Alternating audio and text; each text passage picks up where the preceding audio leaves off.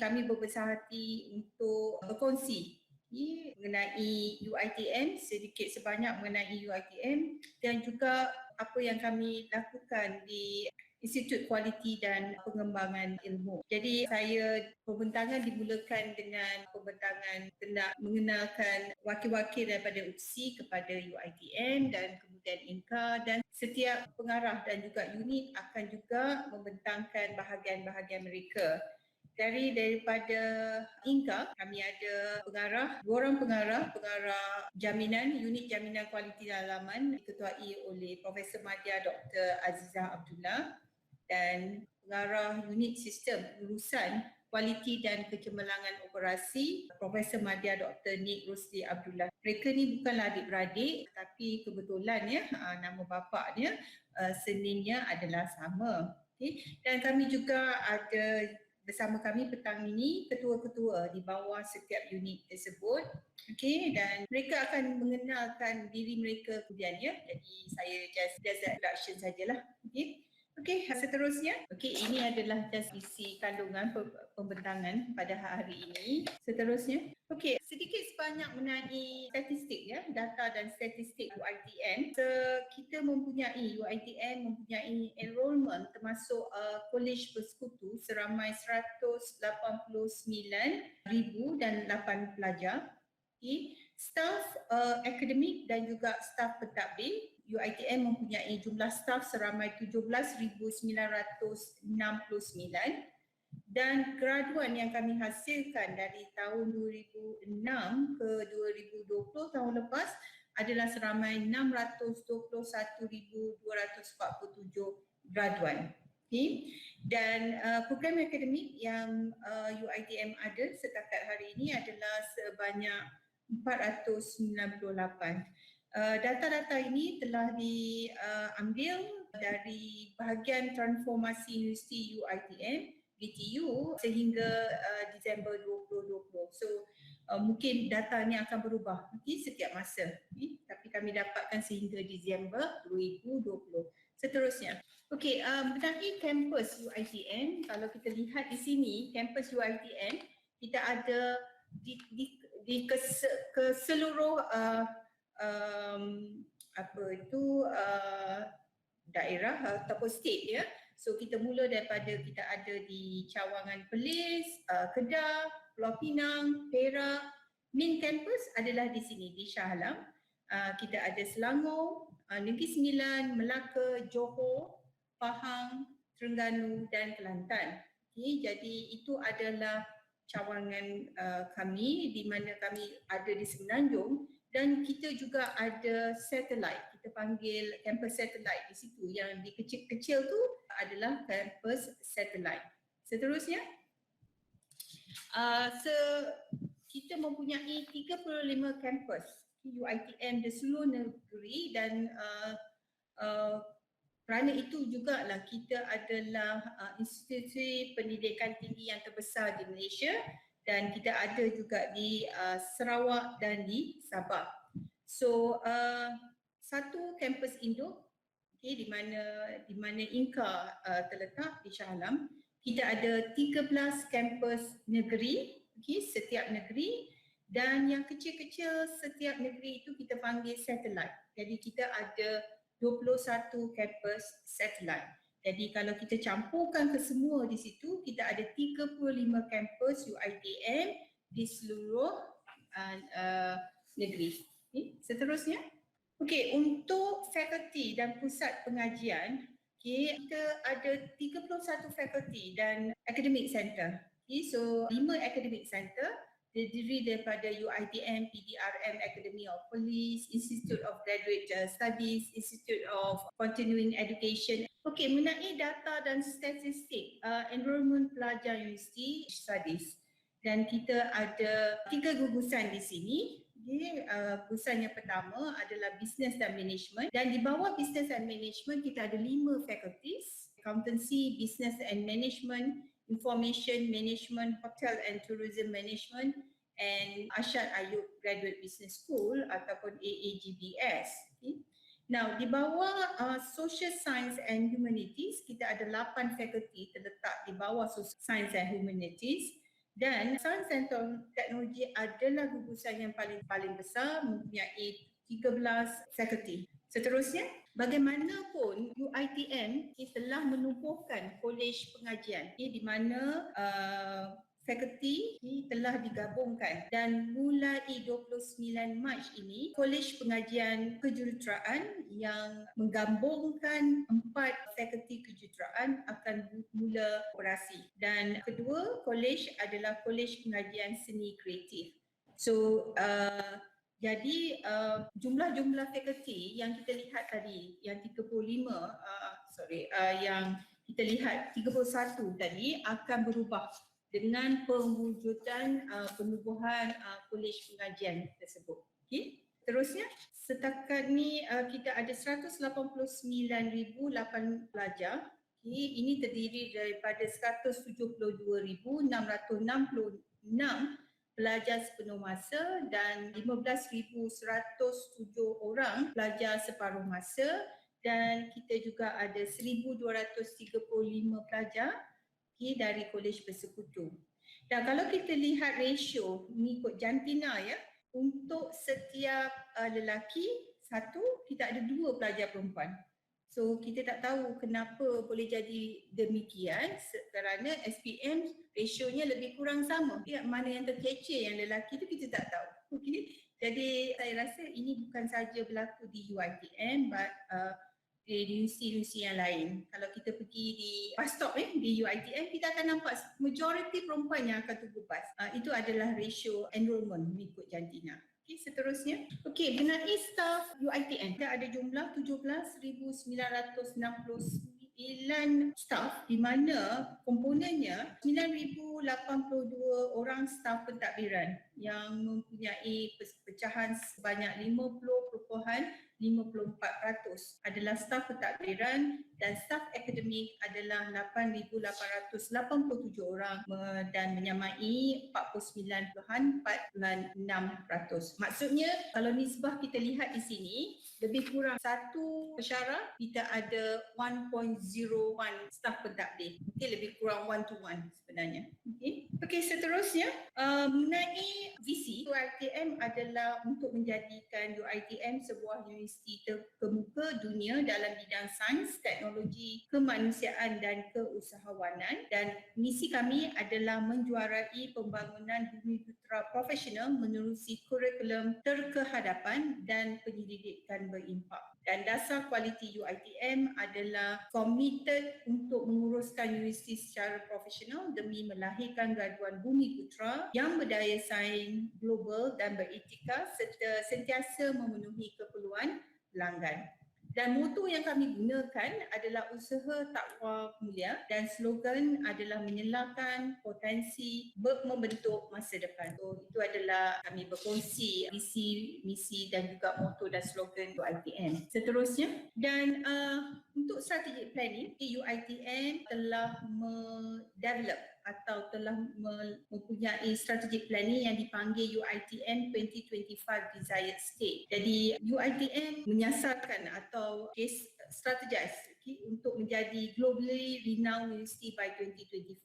Diketuai oleh globally lah, dikenali. Jadi untuk mencapai hasrat ini, UiTM mempunyai pillars. Jadi kalau kita lihat di sini, kita ada 3 anchor di sini, strategic trust, dan setiap strategic trust ni terbagi kepada 3, quality education, global excellence dan value driven performance. Dan setiap strategic trust ini akan disokong oleh strategic teams. Jadi kalau kita boleh lihat di situ, untuk quality education, strategic teams dia adalah Education 5.0 UiTM, and then entrepreneur and well-balanced graduates, dan juga widened access. Untuk global excellence, kita ada 2 strategic teams di situ. It is about research and also the first one itu adalah yang tengah tu yang tak berapa clear di situ. Dan untuk value driven performance, kita di strategic team yang menyokong adalah talent excellence, agile governance, smart campus and also sustainable funding. Now, values yang kita terapkan untuk UiTM 2025 adalah Excellent Synergy Integrity, ESI. Itu adalah value yang kami terapkan untuk UiTM 2025. Jadi sebenarnya setiap PTJ kami ada KPI yang telah diletak kepada kami dan untuk kami achieve atau capai untuk membantu UiTM kepada mencapai globally renowned university. Okay, seterusnya sedikit mengenai inisiatif kualiti UiTM. So over the time daripada tahun 1992 kita dapat lihat di sini banyak inisiatif kualiti UiTM yang telah diintroduce ataupun telah diperkenalkan dan dipraktiskan di seluruh UiTM. Jadi kita lihat kita gunakan Goldrich Award, kita guna Change Management Project 2000, ISO 9001, 2000, ISO 2001, 2008 and ISO 2001, 2015. So we improve over the time. Okay. Dan kita ada JK IPTA dan kita ada Anugerah Kualiti Perdana Menteri, kita juga participate, dan kita ada Anugerah Kualiti Nat Chancellor. Okay. So kalau kita lihat daripada gambar rajah di sini, inisiatif kualiti UiTM evolve setiap masa. Sepanjang masa ada penambahbaikan di dalam inisiatif kualiti di seluruh UiTM. Seterusnya, saya juga mahu berkongsi takbir urus governance. Okay, takbir urus kualiti UiTM di setiap peringkat. Kita ada 3 peringkat di sini, operasi, eksekutif dan juga strategik. So untuk operasi, kerana kita cawangan dan jabatan, di peringkat operasi kita ada unit kualiti negeri, unit kualiti fakulti, unit kualiti jabatan atau bahagian atau pusat akademik. Okay, itu adalah di bahagian operasi. Nah, untuk bahagian operasi juga kita melibatkan Jawatan Kuasa Pemandu KIK, Jawatan Kuasa Pengurusan Kualiti, Jawatan Kuasa Pengurusan Web Media, Jawatan Kuasa Perakuan Pengiktirafan Program JKPPP dan kita ada Jawatan Kuasa Induk Kualiti Universiti. Okay, JKIQU. Di peringkat eksekutif, takbir urus kualiti adalah Senate dan NEU. Sebelum dipanjangkan ke strategik, peringkat strategik di mana kita ada lembaga pengarah LPU. So ini adalah sedikit sebanyak struktur tabir urus kualiti UiTM. Okay. Seterusnya, ini adalah nilai-nilai yang diterapkan di UiTM seperti yang saya beritahu tadi. Kita ada excellent, synergy, okay, dan integrity. So excellent adalah kecemerlangan. Kita mengamalkan piawaian kualiti dalaman berkaitan dengan keupayaan, kebolehan dan potensi diri supaya diiktiraf, dirujuk dan dihormati. Sinergi adalah membudayakan kebersamaan dan keterangkuman yang harmoni dan produktif bagi mencapai hasil berkualiti yang bermanfaat dan berimpak tinggi. Jadi salah satu kenapa kita go for, tadi saya mention mengenai perwujudan college adalah sebagai college adalah kerana untuk membudayakan kebersamaan sinergi. Okay. Dan untuk integriti adalah menghayati nilai-nilai murni melalui kesedaran, pematuhan dan tingkah laku diri secara berterusan untuk mencapai etika profesionalisme yang tinggi. Dan kita juga mengamalkan nilai IDAT. Okey, jadi IDAT ni adalah represent, okey, I itu adalah ilmu, D adalah disiplin, A adalah amanah, R adalah rajin dan T adalah tanggungjawab. Okey, jadi mengenai ilmu adalah pengetahuan tentang kebenaran yang diperluhi menerusi pembelajaran formal dan tidak formal bagi pemahaman, penghayatan dan perkongsian untuk meningkatkan martabat diri dan manfaat bersama. Disiplin adalah kemampuan mengawal diri dan mematuhi peraturan dalam melaksanakan tugasan. Okay, jadi kita ini untuk semua staf kita, sama ada akademik ataupun pentadbir. Amanah, bertanggungjawab melaksanakan tugas dengan jujur berdasarkan kepada kepercayaan yang diberi. Rajin, tekun dan teliti dalam melaksanakan tugas. Kalau boleh kita buat kerja error free. Okay, kalau boleh lah.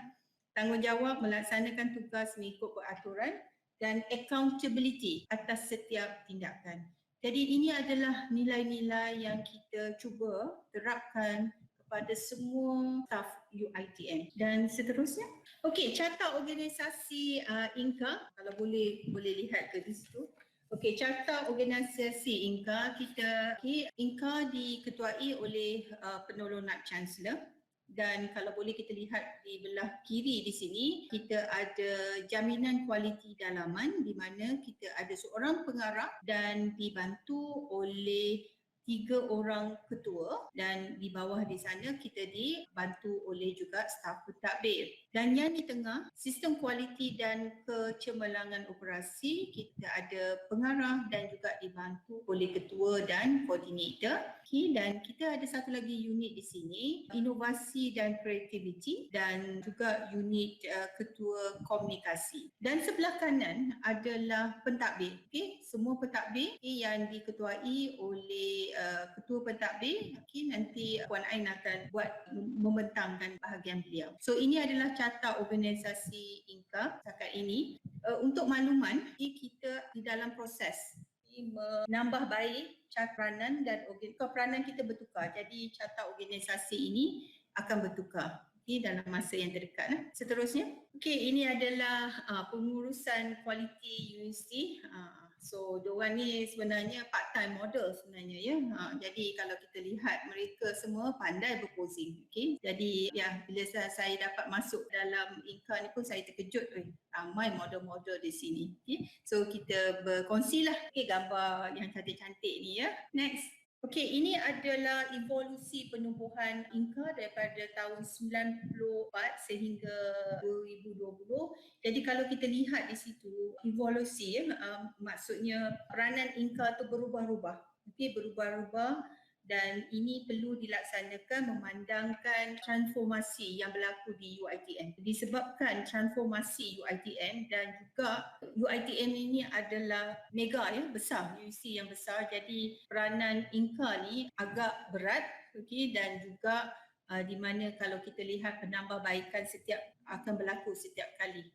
Jadi disebabkan itulah evolusi di INCA yang kita lihat di sini ya. Seterusnya. I think ni adalah slide yang terakhir. Jadi macam yang saya cakap tadilah, this is the roadmap sebenarnya untuk INCA. Kita bercadang inilah hala tuju kita INCA sampai tahun 2025. Tetapi bila kita sampai ke tahun 2021 ni pun ada perubahan yang transformasi yang UiTM terpaksa hadapi. Jadi roadmap ini pun akan bertukar. Contohnya unit penarafan sebelum ini dibawa INCA. Mula Januari 2021 unit penarafan dibawa keluar. Jadi disebabkan itu peranan ataupun roadmap INCA akan perlu berubah juga ya.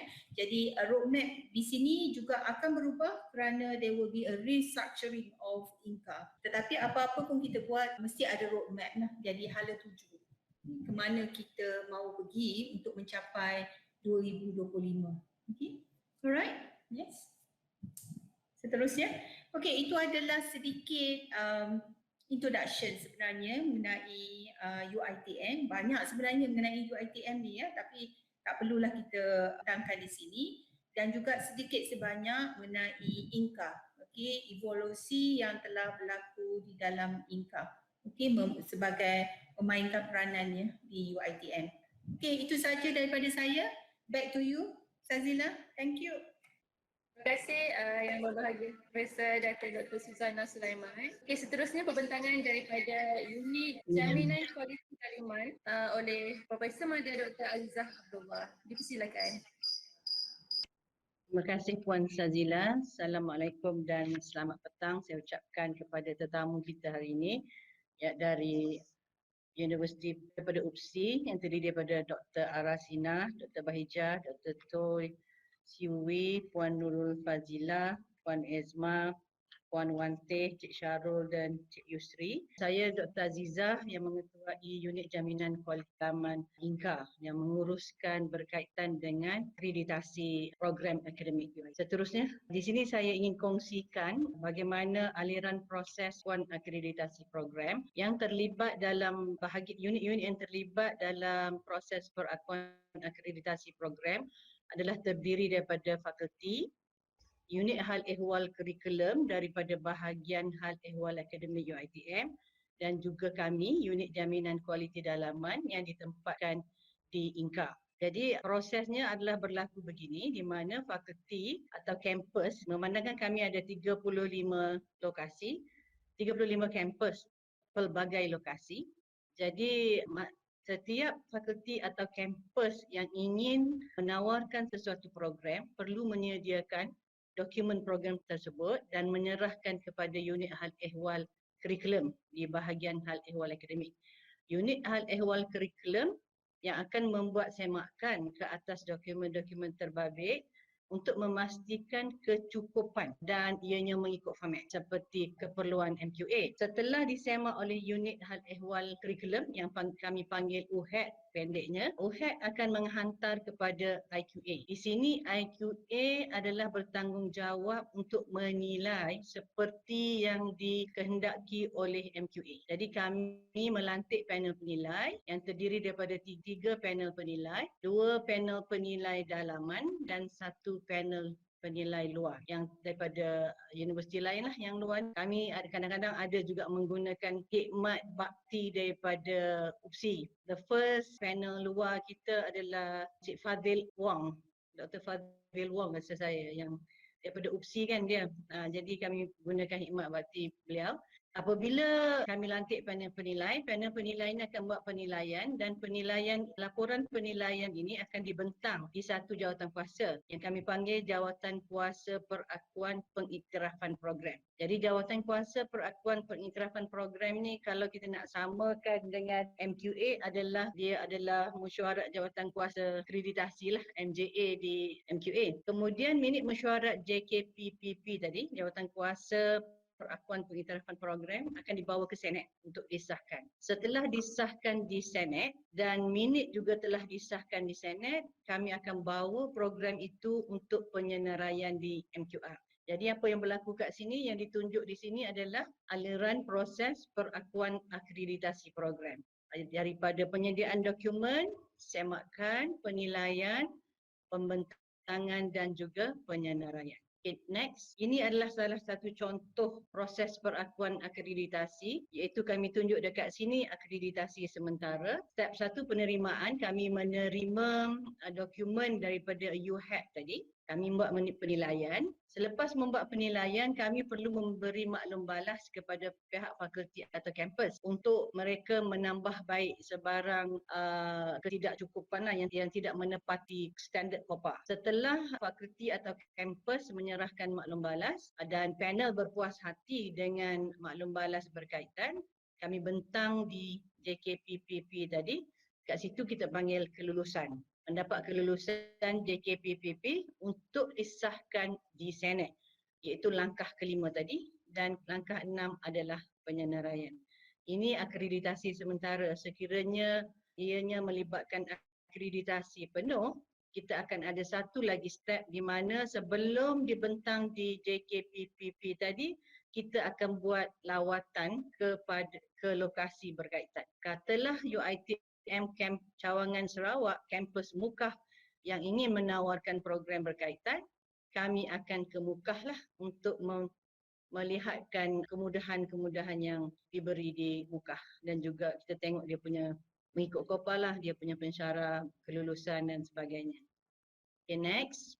Mengikut surat ataupun email yang saya dapat daripada Puan Fazilah, salah satu agenda yang dipohon adalah untuk strategi mendapatkan status SWA akreditasi. Kat sini saya letakkan strategi 3S. 3S itu bukannya apa? Sebelum, semasa dan selepas. Okay, sebelum mendapat status SWA akreditasi ni, apa yang kita perlukan adalah kita tubuhkan satu jawatan kuasa. Kita panggil jawatan kuasa pemandu. Jadi jawatan kuasa pemandu ini perlulah diketuai oleh seseorang yang energetik dan berpengaruh. Because yang ketua ni patut boleh mempengaruhi orang bawah dan juga top management. Jadi dia mesti seorang yang sangat-sangat energetik dan berpengaruh. Kemudian selepas ditubuhkan jawatan kuasa pemandu ini, kita perlu menyediakan dokumen. Apa yang patut berada di dalam dokumen tu? kita perlu berpandukan kerangka kopiah. Okay. Dalam situ dan dalam kerangka kopiah tu apa yang perlu dimasukkan di dalam tu adalah the current state of the university. Apa yang sedang berlaku di dalam universiti itu mengikut item-item di dalam kopiah tu. So kita menjawab semua soalan-soalan kopiah tu lah. Kita menceritakan apa yang kita sedang buat sekarang mengikut item-item kopiah. So kita buatkan kat situ current state analysis. Kita punya pengoperasian, kita punya dasar. Semua tu kita kena masukkan lah dalam kopiah tu, dalam report kita. Kemudian apa yang kita perlu ingat dekat sini bukan setakat menjawab item kopiah tu. Kita perlukan sokongan. Kita juga perlukan sumber. Sumbernya adalah sumber manusia dan sumber keuangan. Sumber manusia kat sini kita perlukan sokongan semua unit. UiTM dulu masa nak dapatkan SUA, kita ada semua di seluruh satu Malaysia ni, kita punya wakil di setiap kampus. Okay? Sebabnya kita nak pastikan apa yang berlaku di kampus adalah seperti apa yang kita report. Saya rasa UPSI tak adalah sepenat UiTM nak dapatkan SUA ni sebab UPSI satu tempat je. Kami terpaksa koordinate satu Malaya masa tu. Okay? So kita perlukan duit, kita perlukan sokongan dan kita perlukan assistant daripada semua unit dan documentation perlu dibuat selaras. Semua tu patut selaras. Okay. Kemudian setelah kita sediakan dokumen, kita perlu ada satu lagi jawatan kuasa yang memahami kopiah sebaiknya, sebab jawatan kuasa inilah yang bertanggungjawab untuk buat mock audit. Jadi jawatan kuasa ni pergi buat mock audit semua. Jadi kita dah puas hati dengan documentation kita bolehlah submit untuk status SUA akreditasi itu. Semasa adalah pengurusan audit. So kalau tadi kita kata kita sedia dokumen semua tu, waktu kita buat dulu kita ambil masa lebih kurang 3 hingga 4 bulan. Boleh kata 3 hingga 6 bulan lah, tapi kita be positif, kita bagi 4 bulan, 3 hingga 6 bulan macam tu. Semasa pengurusan audit, kita dah terima audit plan daripada MA. Jadi sekarang kita nak coordinate pula audit dan kita perlu identify, kita kena strategize kat mana kampus dia nak pergi semua. Kalau dia pergi, kita kena ada wakil daripada sini dan wakil di sana yang memahami perjalanan audit. Okey, itu semasa pengurusan audit yang dia datang lah. InsyaAllah UPSI taklah sebesar kita. Okay, selepas mendapat status SUA, teruskanlah pengurusan akreditasi program tu. Kalau kami dalam masa kita mula-mula buat itu, kita buat program DEEM accredited, kita ada lebih kurang 181 program yang kita perlu bersihkan untuk semua program yang telah dibentuk sebelum penubuhan MQA. Mana-mana program yang telah dibentuk sebelum 2000, kami kena buat akreditasi dia dan selesaikan. Okay? So kita teruskan pengurusan akreditasi program lah. Selepas tu, selesai 3S kita, next terdapatlah penganugerahan status SUA akreditasi pada bulan Januari 2017. Nampak tak dekat gambar tu, SUA akreditasi self accreditation MQA/SA/0012. Itu adalah nombor kami, nombor SUA UiTM. Setiap dokumen perlu disertakan dengan badge SUA akreditasi. Okay, next, sekarang strategi mengekalkan status SUA akreditasi. Apa yang berlaku sekarang? Ini adalah tahun kelima. Tahun kelima kami mendapat status SUA akreditasi. Sebelum ni kita dapat 2017, 2019 MQA datang untuk buat audit susulan. Jadi dia datang buat audit susulan, masa tu dia nak memastikan bahawa kita faham dengan tanggungjawab kita sebagai universiti berstatus SUA akreditasi. So dia semak apa yang kita buat dan dia nyatakan KPI kita dengan MQA adalah setiap penilaian apabila kita bentang di Senate, ia perlu disenaraikan dalam masa 60 hari daripada tarikh Senate. Itu KPI sebenarnya. Sebelum tu kita macam tak pasti KPI kita di mana. Kita pegang KPI dengan universiti. Sebenarnya KPI unit ini adalah dengan MQA. Jadi sekiranya kami menghantar sesuatu program untuk penyenaraian selepas 60 hari, itu yang perlu kami jawab dengan MQA. Okey, untuk mengekalkan status SUA akreditasi ni, apa yang berlaku sekarang, kami dah kenal pasti ahli-ahli jawatan kuasa yang boleh membantu kami untuk membentuk self review report berdasarkan kopiah yang 4 area sekarang, dan insya-Allah dalam masa terdekat yang berbahagia Profesor Datin Dr. Suzana our PNC akan membuat taklimat pada pengurusan universiti berkaitan dengan yang ini. Kami telah sediakan formatnya semua dan kenal pasti dah siapa yang bertanggungjawab untuk kita dapatkan maklumat, dan PIC person in charge untuk setiap area kopiah lah. Dan insya-Allah kami akan sediakan dokumen. Kami juga sudah kenal pasti siapakah mock auditors tu. Kita terus kenal pasti daripada awal lagi. Semua dah daripada A to Z, siapa yang menulis, siapa yang cari maklumat dan sebagainya. Sesuai insya-Allah kita akan mengekalkannya dalam penyediaan dokumen sekarang. Next. Inilah model-model yang Prof Datin sebut tadi. Saya Dr. Aziza, dengan saya ni ada, tunjuk muka sikit Dr. Syidah. Dr. Syidah, kami berdua dalam bilik mesyuarat. Saya rasa ada saya punya ketua di sini, Dr. KJ. Can you show your face, Dr. Zalila, bagi tetamu-tetamu kita kenal you. Tolong bukakan kamera masing-masing. Ini Dr. KJ, nampak tu yang angkat tangan tu. Okey, Dr. Zalila, boleh angkat tangan kali untuk kita perkenalkan. Dan kami ada satu pegawai eksekutif dan 2 pegawai pembantu. Itu saja daripada saya, unit jaminan kualiti dalaman. Terima kasih. Assalamualaikum dan selamat petang. Terima kasih Profesor Madia Dr. Aziza Abdullah atas penerangan sebentar tadi. Seterusnya, pembentangan dari Unit Sistem Kualiti dan Kecemerlangan Operasi oleh Profesor Madia Insinyur TS Dr. Nik Rosli Abdullah. Dipersilakan. Bismillahirrahmanirrahim. Terima kasih Puan Sadila. Bismillahirrahmanirrahim. Alhamdulillah Rabbil Alamin. Wassalatu wassalamu ala asyrafil anbiya'i wa mursalin wa ala alihi wa sahbihi ajma'in. Yang saya hormati rakan daripada bahagian pengurusan kualiti UPSI, yang saya kasihi lagi segani rakan-rakan sahabat-sahabat di INCA, terutamanya yang bahagia Prof Datin Dr. Suzana Sulaiman. Assalamualaikum warahmatullahi wabarakatuh. Jadi izinkan saya untuk berkongsi serba sikit apa yang kami laksanakan di unit kami yang diberi nama Sistem Kualiti dan Kecemerlangan Operasi, yang mana saya Nik Rosli bin Abdullah sebagai pengarah unit board. Jadi kita pergi kepada fungsi yang pertama kita, yang mana berkaitan dengan what is so-called pensijilan ISO 9001-2015. Next slide please, yang mana yang menggambarkan sistem kualiti kita yang dipaparkan di pembentangan kita. Unit kami terdiri daripada 1 pengarah, 1 ketua, 1 koordinator, dan kita ada 1 penolong pendaftar dan juga pegawai eksekutif, di mana sedikit sebanyak memberi perancangan yang kukuh untuk kami melaksanakan perancangan ataupun tindakan-tindakan yang menjurus kepada pemantapan dan pengukuhan pelaksanaan kualiti universiti. Jadi seterusnya kita pergi kepada fungsi pertama unit kami, yang mana kami diberi tugasan untuk memastikan bahawa pensijilan ISO 9001 version 2015 kekal bersama UiTM, dan kita senantiasa mendapat what is so-called clean audit dan telah mendapat kata-kata yang memberi gambaran bahawa pelaksanaan kualiti kita berada di tahap matang, dan auditor kita adalah Lloyd Register, yang sedikit sebanyak senantiasa memberi komitmen ataupun collaboration bersama kita untuk membuat penambahbaikan. Di mana dalam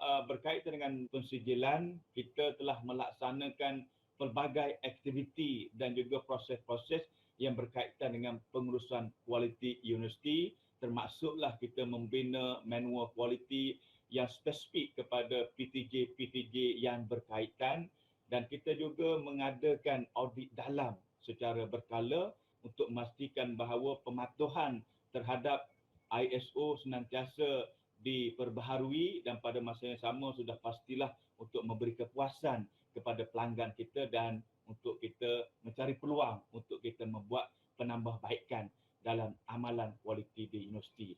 Dan seterusnya kita juga senantiasa what we so call menyediakan latihan-latihan dan juga kursus kepada warga UiTM dalam isu-isu yang berkaitan dengan audit dalam, untuk memastikan bahawa amalan pengauditan dalaman berlaku di seluruh UiTM, berlaku di kampus, berlaku di fakulti dan juga berlaku di PTJ akademik.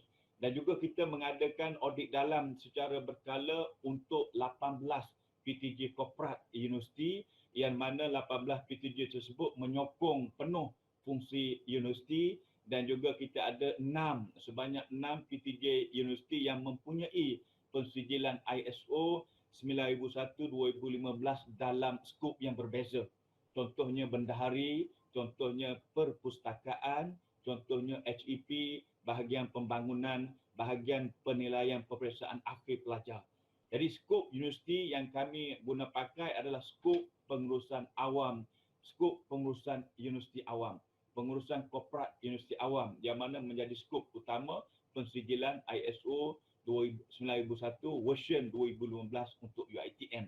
Manakala bendahari, pejabat pendaftar, bahagian perpustakaan mempunyai skop-skop yang berbeza yang menjurus kepada fungsi utama jabatan tersebut. Dan seterusnya kita pergi kepada fungsi kami yang kedua, iaitu kami sebagai orang kata jabatan ataupun unit yang telah diberi amanah oleh INCA untuk melaksanakan penilaian luar ER-IQMS, yang mana kita laksanakan audit ER-IQMS di kampus, fakulti dan juga PTJ akademik, yang mana kriteria yang kita guna pakai kita gabungkan keseluruhan kriteria ataupun standard yang menjurus kepada pengukuhan, yang menjurus kepada jaminan bahawa kualiti kita terjamin bukan sekadar daripada satu kriteria tetapi pelbagai kriteria. Kriteria utama kita adalah KOPIA, yang kedua ISO, dan yang ketiga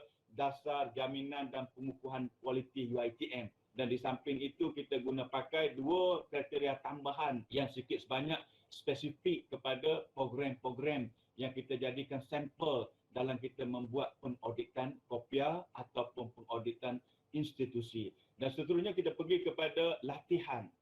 Kita juga menyediakan latihan kepada panel penilai kita dan juga menyediakan latihan kepada kampus, PTJ dan juga fakulti. Di mana kita tujuan latihan kita yang pertama untuk melahirkan panel penilai yang terlatih untuk memastikan pelaporan yang dihasilkan tepat, betul dan berkesan, yang mana pelaporan yang berkesan mampu dijadikan sebagai dokumen rujukan utama PTJ untuk menghasilkan penambahbaikan yang berterusan. Namun begitu kami juga memberi latihan kepada fakulti, kampus dan juga PTJ akademik untuk memastikan bahawa mereka faham dan juga mereka tahu apa peranan mereka untuk memastikan bahawa pelaksanaan IQMS mendapat manfaat kepada seluruh sistem UiTM. Dan seterusnya kita pergi kepada penilaian luar, yang mana kami ada 42 PTJ akademik, iaitu kampus, fakulti dan juga PTJ akademik yang menawarkan program. Dan kita ada lebih kurangnya 140 pensyarah yang kita telah latih dan juga kita telah memberi pendedahan yang terperinci untuk memastikan bahawa pelaporan yang dihasilkan tepat dan juga berkesan, dan laporan audit ER kita akan diguna pakai sebagai input yang penting kepada universiti untuk menghasilkan tindakan-tindakan yang seterusnya, di mana laporan kita akan dibentangkan dalam mesyuarat kualiti universiti. Dan yang terakhir, unit kami mempunyai tugasan yang terakhir, iaitu kecemerlangan operasi, di mana amalan-amalan pembudayaan kualiti dapat dibuktikan melalui pelaksanaan kecemerlangan operasi. Kita mula melakukan kecemerlangan operasi pada tahun 2017 dan sikit sebanyak memberi impak yang besar kepada universiti, dan secara umumnya kita mempunyai 2,500 proses kerja yang didaftar dalam OPIR, iaitu yang didaftarkan dalam kecemerlangan operasi kita, dan memberi gambaran bahawa kita perlu membuat penambahbaikan proses. Kita perlu membuat input-input yang terbaik untuk memastikan bahawa ianya dapat memberi kepuasan kepada pelanggan, dan pada masa yang sama dia akan memberi jaminan bahawa lonjakan prestasi universiti senantiasa berlaku. Dan seterusnya kita pergi kepada apa yang kami laksanakan berkaitan dengan kecemerlangan operasi, di mana kecemerlangan operasi meluas. Tetapi di peringkat UiTM kami fokuskan kepada penambahbaikan proses kerja. Sebanyak 2,500 proses kerja kita telah disemak oleh PTJ masing-masing, dan kita daftarkan mana-mana penambahbaikan yang telah memberi impak besar kepada universiti. Hasil utama penambahbaikan yang mana yang dinilai oleh panel pelatih ataupun panel penilai adalah kepuasan hati pelanggan menjadi keutamaan kenapa kami memerlukan penambahbaikan proses. Di samping itu, ianya sudah pastilah akan memberi kesan kepada prestasi universiti, penjimatan masa, penjimatan sumber dan juga kos. Aktiviti kecemerlangan operasi berlangsung secara berterusan sepanjang tahun dan ianya dinilai setiap hujung tahun. Dan seterusnya, kecemerlangan operasi akan kemuncak kepada kecemerlangan operasi akan berlangsungnya simposium bersifat tahunan yang mana semasa simposium tersebut kami sedikit sebanyak meraihkan, memberi penghargaan dan pengiktirafan kepada pengamal kecemerlangan operasi yang telah banyak mengeluarkan pendapat, pandangan dan input-input yang terbaik untuk menambahbaikkan kerja di universiti dan pada masa yang sama untuk memastikan tindakan kami terhadap penambahbaikan senantiasa diupdate, senantiasa dikemaskini. Dalam simposium tersebut kami senantiasa menjemput jemputan luar dari industri untuk berkongsi, untuk memberi pandangan dan amalan-amalan terkini berkaitan penambahbaikan di organisasi masing-masing. Jadi saya rasa sekadar itu saja perkongsian yang saya dapat kongsi, aktiviti-aktiviti, perancangan-perancangan, amanah-amanah tanggungjawab yang telah diberikan oleh INCA, oleh Prof. Datin Dr. Suzana binti Sulaiman kepada unit kami, Sistem Kualiti dan Kecemerlangan Operasi. Sekian, terima kasih. Terima kasih sekali lagi kepada Profesor Nadia Insinyur TS Dr. Nur Rosli Abdullah. Seterusnya pembentangan dari Unit Kreatif dan Inovasi oleh Dr. Syatina Saad. Dipersilakan. Assalamualaikum warahmatullahi wabarakatuh. Yang berbahagia Profesor Datin Dr. Suzana Sulaiman dan dialu-alukan tetamu daripada bahagian pengurusan kualiti IPQ OPSI. Saya Syatina Saad akan membentangkan mengenai pengurusan inovasi dan kreatif. Di sini saya bentangkan evolusi KIK UiTM. Seperti yang telah dimaklumkan oleh Prof. Datin sebentar tadi, pada tahun 2014 KIK telah dipindahkan ke INCA. Okey, sebenarnya KIK ni dia bermula daripada tahun 1985. Kita start off dengan kumpulan mutu kerja dan pada tahun 2008 KIK telah memfokuskan kepada Kaizen untuk kepuasan hati pelanggan. Okay. Seterusnya pada tahun 2017 KIK UiTM 3.0 telah ditubuhkan. Ini adalah hasil daripada transformasi daripada MPC, perbincangan di antara MPC dan Perkeliling Transformasi Perkhidmatan Awam Bilangan 1 2016 di mana dia menyatakan panduan pembudayaan dan pemerkasaan inovasi dalam sektor awam melalui horizon baru. Okey, kumpulan inovatif dan kreatif. Okey, mengapa dia dinyatakan ada perubahan di antara KIK, kumpulan inovatif kreatif dan kumpulan KIK Horizon Baru? Di sini dimasukkan teknik-teknik yang baru. Okey, kalau dulu kita hanya memfokuskan kepada teknik PDCA, which is Plan, Do, Act and Action. Okey, PDCA which is Plan, Do, Check and Act. Di mana now bila kita adakan horizon baru, so kita masukkan teknik design thinking dan juga blue ocean strategy. Itu yang membezakan di antara KIK yang dahulu dengan KIK horizon baru. Okey. Seterusnya pada 2018 UiTM sebentar. Okey. Pada 2018 KIK UiTM telah menyediakan satu dasar.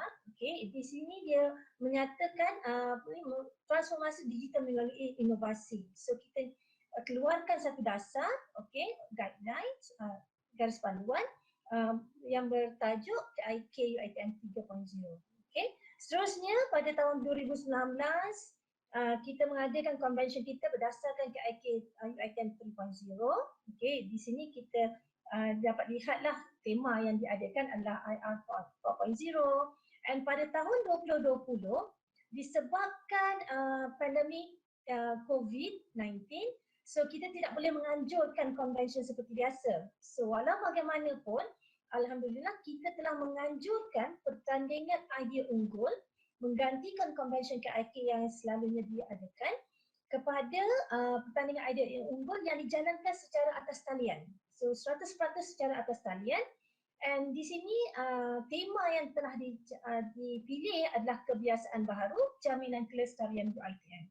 So ini untuk memastikan walaupun kita masih MCO tetapi kita boleh juga menjalankan inovasi dan kita boleh berkongsi bersama-sama. Itu yang telah diadakan pada tahun 2020. And pada tahun ini insya-Allah kita akan adakan semula convention KIK dan again kita akan adakan secara virtual lah. Okey, itu adalah pada tahun ini. Okay, next. Okey, ini adalah dasar seperti yang saya telah nyatakan tadi. Kita ada dasar dan garis panduan kumpulan inovasi dan kreativiti UiTM. Dasar dan garis panduan KIK UiTM ini telah digunapakai oleh semua kumpulan KIK di UiTM.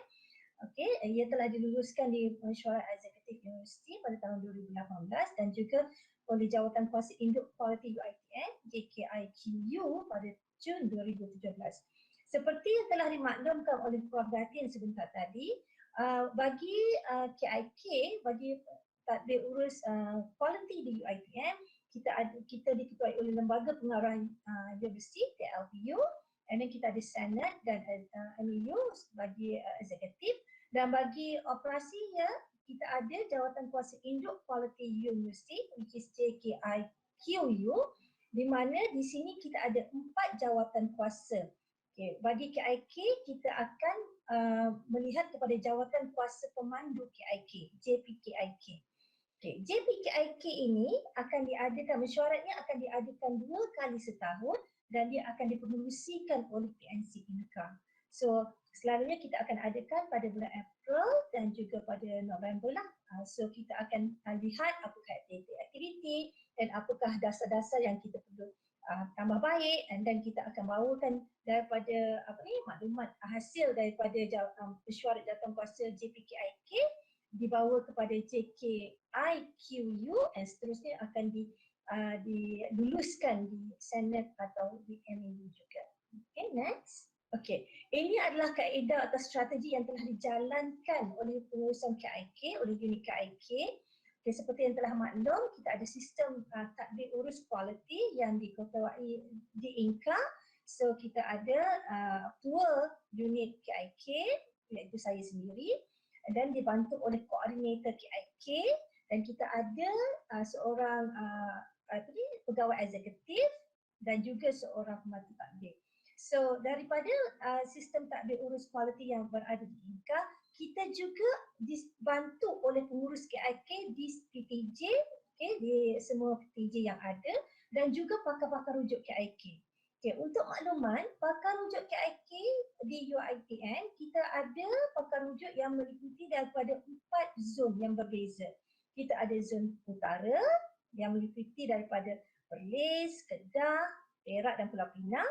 Kita ada pakar rujuk di bahagian zon tengah, kita ada pakar rujuk di zon timur, kita juga ada pakar rujuk di zon selatan dan juga kita ada pakar rujuk di Sabah dan Sarawak. So semuanya kita ada lebih kurang 27 orang pakar rujuk. Dan pakar rujuk ini memang mereka yang sangat berpengalaman di dalam aktiviti-aktiviti KIK dan juga projek-projek KIK, dan mereka juga dibantu oleh penyelaras yang berada di semua PTJ. So setiap fakulti ataupun unit akan melantik seorang penyelaras, dan penyelaras inilah yang akan menggerakkan kumpulan-kumpulan KIK di kampus dan juga di fakulti dan juga di bahagian masing-masing. Okey, untuk merealisasikan pemberdayaan pembangunan KIK UiTM 3.0 ini, kita akan mengadakan aktiviti, dan aktiviti ini telah dimaklumkan di dalam kalender tahunan KIK UiTM sebagai panduan kepada semua pengurus dan juga kepada penggiat KIK. So kita akan maklumkan apakah aktiviti-aktiviti yang akan dijalankan pada awal tahun, dan again semua penggiat KIK, kumpulan KIK, facilitator atau projek semua ambil maklum mengenai tarikh-tarikh mengenai aktiviti yang akan dijalankan.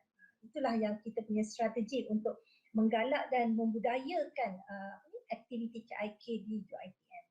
Seterusnya, ini adalah beberapa aktiviti yang dijalankan bagi pembudayaan KIK. Sebenarnya pada hari ini kita sedang berjalan webinar bagi projek intervensi projek KIK Blue Ocean Strategy. Banyak aktiviti-aktiviti yang dijalankan. So ini saya just berkongsi pada aktiviti yang telah dijalankan pada tahun ini daripada Januari hingga sekarang lah Mac. Kita dapat lihat ada webinar mengenai pengenalan KIK Horizon Baru. Kita ada mengenai webinar mengenai penyelarasan fasilitator KIK, and then kita ada modul intervensi projek KIK PDCA, kita ada modul intervensi projek KIK Design Thinking, and juga kita ada intervensi projek KIK Blue Ocean Strategy. Actually ada banyak lagi aktiviti yang mengenai pembudayaan KIK yang akan dijalankan, dan semuanya adalah mengikut kalender yang telah diberikan kepada semua penggiat KIK di UiTM. Okey, ini adalah convention KIK. So di UiTM kita melakukan dua peringkat. Satu adalah peringkat zon, di mana di peringkat zon tu kita akan pecahkan kepada zon utara, zon timur, zon tengah, zon selatan dan juga Sabah dan Sarawak. Selalunya penyertaan dari peringkat zon ni kita akan dapatkan selalunya minimum dalam 10 penyertaan lah. Okay? So daripada pemenang-pemenang daripada peringkat zon ni akan pergi ke convention KIK UiTM. So seperti yang saya maklumkan tadi, disebabkan pada tahun 2020 due to pandemic kita tidak dapat menjalankan convention KIK. Walau bagaimanapun kita jalankan inovasi idea unggul tu. So itu di mana kita jalankan secara virtual. Tapi selalunya pada convention KIK kita akan jalankan secara convention lah. Kita akan bertemu and akan ada presentation, and then kita ada juri lah. Juri kita ni kalau untuk peringkat zon kita lantik daripada pakar-pakar rujuk kita. Tetapi untuk convention KIK UiTM memang juri adalah daripada luar. So kita lantik juri kita ni macam daripada mampu, daripada custom, yang memang juri-juri yang sangat berkaliber dan memang sangat berpengalaman lah untuk melakukan pencurian KIK. So kita memang dapat input yang bagus juga daripada juri-juri yang ada. Okay, next. Okay, selain daripada convention KIK di dalam peringkat UiTM, kita juga menggalakkan kumpulan KIK kita untuk teruskan penyertaan convention di agensi luar, di dalam negara dan juga di luar negara. So di sini saya kongsikan kita juga terlibat di dalam convention kumpulan inovatif kreatif di peringkat universiti awam. Setakat ni cuma tahun lepas lah kita tak boleh nak join because ditangguhkan. So InsyaAllah jika ada lagi pada tahun ini kita akan hantar juga kumpulan kita kepada convention kumpulan KIK bagi peringkat universiti awam. Kita juga tidak pernah miss untuk NPC. So alhamdulillah tahun lepas walaupun pandemik berlaku tetapi kita turut serta secara virtual. So NPC juga di dalam Epic kita juga masuk, kita hantar kumpulan kita secara virtual dan juga untuk ITEX 2020. So again secara virtual. So tahun lepas banyak juga aktiviti projek-projek KIK daripada UiTM yang masuk secara virtual lah. So itu adalah bagi penyertaan convention dan pertandingan inovasi agensi luar. Okay, next. Okay, di sini adalah kita punya kelebihan lah, saya boleh katakan repository inovasi KIK UiTM. Okay, di sini kita ada dua sistem di mana kita ada sistem portal KIK UiTM di mana kita menyimpan maklumat dan data mengenai projek-projek yang mereka hantar ataupun projek yang telah dihantar kepada convention lah. So jika mereka mahu jika kumpulan KIK itu masuk kepada pertandingan convention KIK, so mereka perlu untuk masukkan maklumat dan info mengenai projek mereka di dalam portal KIK.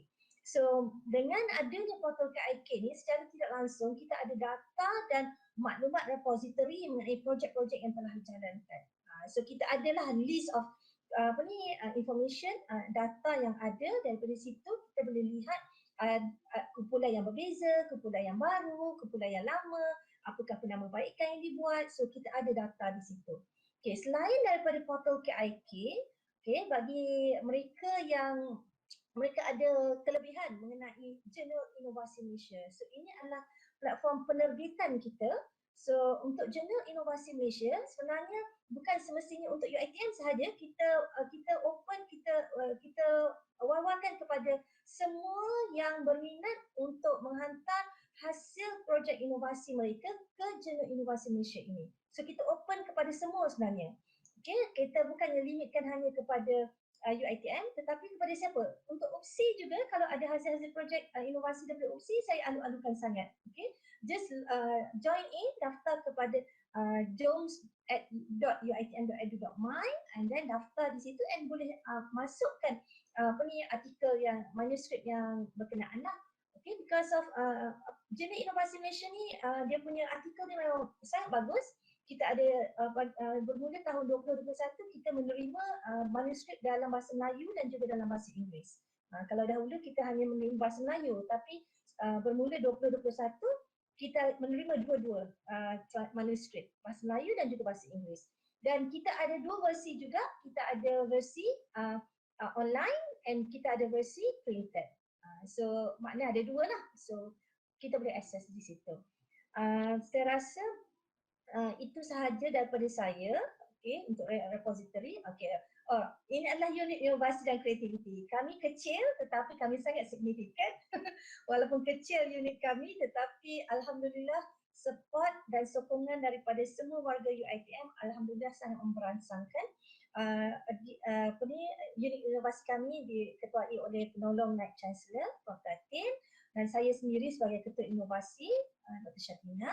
Setakat ni koordinator kami masih kekosongan, okay.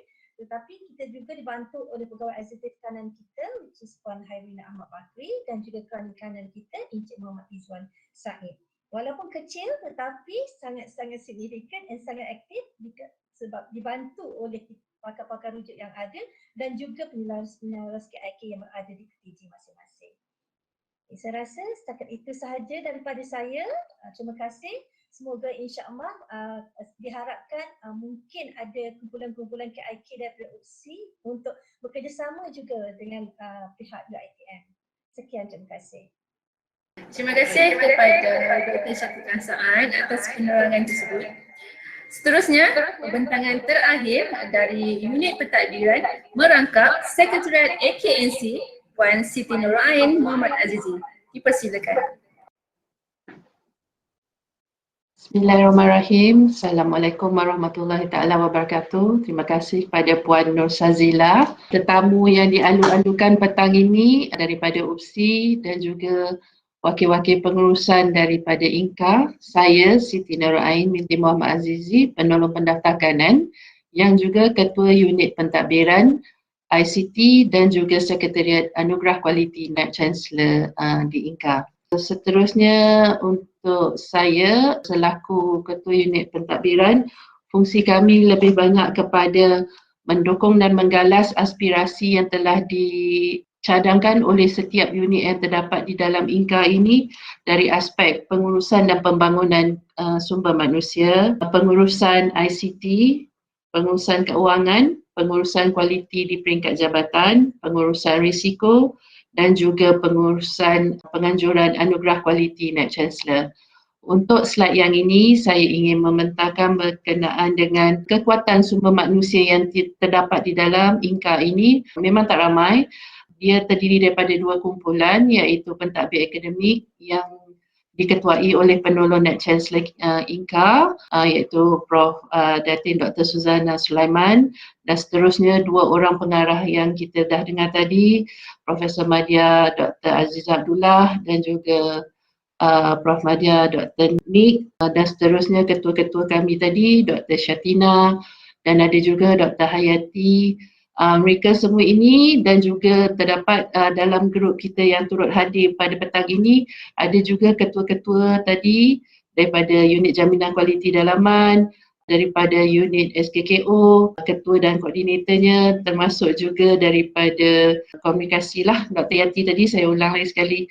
Untuk staf pentadbiran, kami hanya terdiri daripada 15 orang. Mungkin nampak ramai, tetapi bila nanti kita cerita aktivitinya, memang sentiasa banyak. Okey, ini adalah model-model staf pentadbiran yang terdapat di INCA. Betul macam Prof. Datin kata, terkejut tengok semuanya memang suka berposing. But bear in mind, we do work hard and we play hard. So jadi bila hari kerja kena kerah kerja lah sehabis-habisnya. Bila hari nak bergembira, sekali-sekala berpeluang, inilah masanya nak memberi nafas baru, memberi image yang baru. Kadang-kadang kita mungkin nampak kualiti ni nampak macam hamba sangat kan, sebab orang kata kualiti ni tengok dokumen je, tak tengok benda lain. So we make it some more lively lah. Untuk itu kami ada kumpulan PMP, kami ada berdua, saya selaku ketua unit pentadbiran, penolong pendaftar kanan, dan seorang lagi bawah Dr. Nick, Puan Nur Azmah Zubir, Setiausaha Pejabat, Puan Nur Lela. Kami ada dua penolong pegawai teknologi maklumat, seorang Puan Fazilah dan Puan Siti Nurjudi Niza. Penolong pegawai terdapat setakat ni 3 orang, Puan Harina, Puan Nur Ayuni. Mereka ni semua di bawah unit-unit yang telah dimaklumkan tadi. Di bawah unit jaminan kualiti, SKKO, dan juga Puan Nur Sazila, MC pengacara majlis kita pada hari ini, penolong pegawai penerbitan, merangkap jugalah pengacara majlis untuk program-program kami di INCA. Kami ada juga seorang penolong pegawai penyelidik, Puan Nur Hasnida. Dia memang ditugaskan untuk satu, membuat penyelidikan, membantu untuk peringkat INCA, dan juga dialah yang akan menguruskan maklum balas yang untuk program-program yang terdapat di INCA lah, daripada segi survey dan juga Net Promoter Score. Saya daripada itu kita ada pembantu takbir kanan, keuangan, pembantu takbir keuangan dokumen, untuk unit SKKO, untuk unit IQA pun ada, dan kita ada pembantu penerbitan yang menguruskan hal-hal desain dan poster untuk program-program kami, dan juga pembantu operasi. Okey, seterusnya untuk hari ini, basically kami unit pentadbiran mendukung semua aktiviti-aktiviti yang terdapat di dalam INCA. Kalau kita lihat di sini, sebenarnya pecahan yang di layar ini adalah berkenaan dengan kepuasan hati pelanggan dan Net Promoter Score. Ini adalah sebagai satu kayu ukur untuk setiap aktiviti yang dilakukan, dijalankan di INCA untuk kita mendapat maklum balas sama ada keberkesanan ataupun sebarang cadangan yang ingin dibuat tambah baik, kami ambil untuk setiap aktiviti. Kalau diikutkan daripada tahun 2017 itu, peratusan kepuasan hati pelanggan yang warna biru tu, kita ambil daripada bilangan 61 program yang kita telah jalankan pada tahun 2017. Bilangan responden yang diambil daripada tahun 2017 itu adalah seramai 1,526 responden daripada 2,173 peserta aktiviti yang terdapat di INCA. Dan dari situlah terhasilnya peratusan kepuasan hati pelanggan yang kita dapat adalah 97.61%. Itu untuk tahun 2017. Untuk tahun 2018, sebanyak 55 aktiviti yang telah dibuat soal selidik, di mana seramai 1,170 responden telah menjawab survey yang diedarkan. Daripada 2,164 peserta yang terlibat dengan aktiviti INCA, di mana hasilnya kami telah mendapat 95.7% kepuasan hati pelanggan. Penambahbaikan telah terus dilakukan, di mana tahun 2019 kita telah mengadakan satu lagi survey, iaitu Net Promoter Score.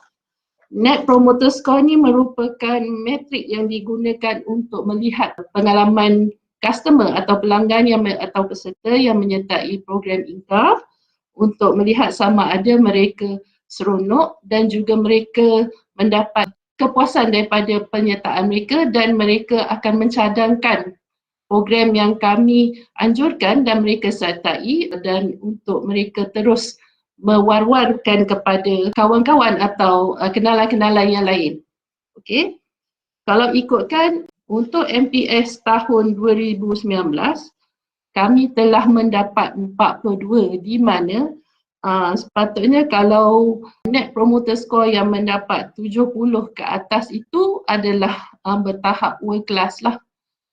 Jadi tahun 2019 walaupun nampak belum sangat mencapai, tapi alhamdulillah ia telah menunjukkan satu permulaan yang baik. Ialah bagi tahun pertama kita mula dengan MPS itu merupakan satu kayu ukur yang kita boleh lihat sebagai satu perkara yang baik yang boleh kita teruskan. Untuk tahun 2019 sebenarnya sebanyak 68 program aktiviti yang telah kami buat penilaian kaji selidik terhadap kepuasan hati pelanggan, di mana 1,380 responden telah menjawab soal selidik daripada jumlah peserta seramai 3,299 peserta yang telah menyertai aktiviti kami. Secara umumnya kepuasan hati pelanggannya adalah sebanyak 96.9%. So yang untuk tahun 2020, walaupun kita dilanda pandemik COVID-19, Inka tidak berhenti secara mendadak. Alhamdulillah dengan kekuatan pentadbir-pentadbir akademiknya yang cukup hebat dan cukup berpengalaman, dan juga dengan sokongan daripada luar Inka seperti yang telah dimaklum tadi, pakar rujuk KIK dan juga perunding AKNC, dulu ada ranking champion. Jadi mereka ini banyak memberi bantuan dan sokongan daripada luar daripada Inka untuk terus menggerakkan aktiviti-aktiviti kualiti yang lebih baik. Untuk tahun 2020, sebanyak 61 program telah dijalankan. Pada permulaannya dijalankan secara face to face dan selebihnya telah dijalankan secara dalam talian. So jadi tahun 2020 sebanyak 61 program telah dijalankan, di mana sebanyak 3,867 responden telah menjawab kepada soal selidik kami, di mana bilangan peserta kami walaupun yang dilakukan secara dalam talian sebanyak 6,844 peserta yang telah menyertai aktiviti di Inka. Dan kami telah mendapat education benchmark kami adalah sebanyak 44, di mana peratus kepuasan hati pelanggan kami adalah 98.4% dan juga MPS kami adalah 51. Jadi itu untuk tahun 2020.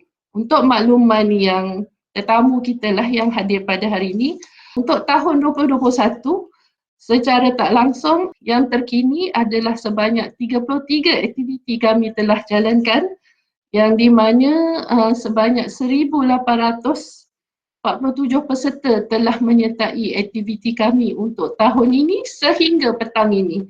So jadi memang regardless walaupun tak dapat bertemu secara bersua bertentang mata, kita dapat bersua secara dalam talian. Ini sedikit sebanyak telah banyak membantulah. Maksudnya aktiviti kita tidak tergendala begitu saja. Kita menjalankan aktiviti yang dengan cara yang lebih baiklah dan lebih memenuhi keperluan masing-masing. Okey, selain daripada pengurusan pentadbiran dan ICT, ada juga membincangkan, kami juga menguruskan Sekretariat Anugerah Kualiti Naib Chancellor, dan anugerah kualiti ini juga kami juga mendapat sokongan daripada perunding-perunding AKNC serta daripada setiap PTJ yang terdapat untuk di seluruh sistem UiTM. Okey, melihat kepada aktiviti yang banyak dengan keadaan peruntukan kewangan untuk makluman semua, untuk tahun 2021 peruntukan untuk setiap jabatan regardless di mana saja memang telah dikecilkan, dikuncupkan. Untuk Inka telah dikuncupkan menjadi separuh daripada kebiasaan. Jadi kita ada PNC yang cukup hebat daripada bidang pakar perakaunan dan juga Dr. Azizah daripada IQA. Mereka ni semua cukup hebat menguruskan pakar perakaunan, memang telah berusaha dan kami semua telah sama-sama menguruskan untuk memastikan walaupun peruntukan kewangan tu menjadi kurang separuh, aktiviti tetap dijalankan dan perbelanjaan itu terus dibaiki dengan sebaik mungkin dan memastikan semua aktiviti dijalankan walaupun terdapat kekangan keuangan. Untuk makluman semua pada slide yang dipaparkan ini, macam PNC maklum tadi, kita punya punca kuasa utama adalah UiTM 2025, di mana kita punya perancangan strategik INCA yang terdapat buku di tengah tu, MU 2021 tu, adalah perancangan strategik yang telah digubal oleh peringkat INCA pada Ogos 2020. Kalau secara tak langsungnya, maksud biasanya adalah MU 2021 tu adalah buku arahan kerja untuk semua staf INCA untuk tahun 2021. Di dalam buku tu, aktiviti untuk sepanjang tahun 2021 telah disediakan. So jadi KPI dan arahan kerja dah memang ada dalam tu. Kita akan terus laksanakan bukanlah maksudnya tanpa disuruh, maksudnya kita dah tahu what's to plan ahead for the next ongoing sampai end of the year. So jadi itu untuk penjanaan kewangan. Tapi dalam pengurusan kewangan ni ada strategi yang sepatutnya kami sedang merancang untuk gubal untuk buat penjanaan pendapatan lah, sama-sama mendukung aspirasi universiti untuk penjanaan pendapatan, tapi masih lagi dalam pipeline lah untuk diusahakan seterusnya. Saya rasa itu saja untuk pentadbiran. Terima kasih. Terima kasih kepada Pak Sazila atas pembicaraan tadi. Seterusnya kita ada sesi soal jawab. Kami ambil soalan sabar, soalan dari PPQ. Soalan dari silakan. Okey, ya, Dr. Arinisa. Okey, silakan. Assalamualaikum warahmatullahi wabarakatuh. Pertama sekali saya terlebih dahulu ingin mengucapkan ribuan terima kasih kepada pihak INCA UiTM kerana rasanya dah berapa kali kita cancel kita punya perjumpaan ini secara bersemuka. Sebelum ni kan tahun lepas. Kemudian alhamdulillah tahun ni walaupun tak dapat bersemuka tapi kita dapat juga bertentang mata tapi secara virtual lah. Dan saya ucapkan ribuan terima kasih kepada yang pertama sekali Profesor Datin Dr. Suzana Sulaiman selaku penolong Naib Chancellor yang bersama-sama dengan kita pada petang ini dan dan terima kasih juga kepada para pembentang iaitu Unit Jaminan Kualiti Dalaman iaitu Profesor Madya Dr. Aziza Abdullah. Banyak input yang kami dapat daripada yang penerangan presentation tadi. Seterusnya terima kasih juga kepada Profesor Madya TS Dr. Nik Rosli Abdullah selaku pengarah Unit Sistem Kualiti dan Kecemerlangan Operasi. Seterusnya terima kasih kepada Dr. Shantina Saad selaku Ketua Unit Kreatif dan Inovasi.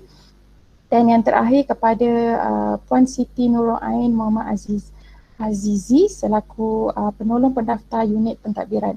Suka cerita saya untuk menyatakan di sini bahawa saya lihat kepada pembentangan daripada Prof Datin tadi carta organisasi INCA yang mana sangat menakjubkan lah.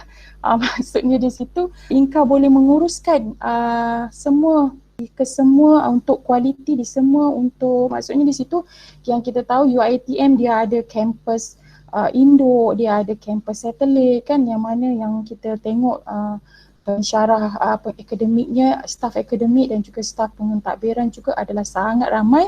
Memang saya pun bersetujulah dengan siapa tadi yang saya Dr. Mana saya tak ingat, UPSI memang kecil dan ada satu kampus saja mudah untuk uruskan. Tetapi sebenarnya kecil-kecil pun sebenarnya susah kita nak uruskan juga. Ada orang kata tu maksudnya ada kekangan lah. Jadi saya sangat teruja lah dan sangat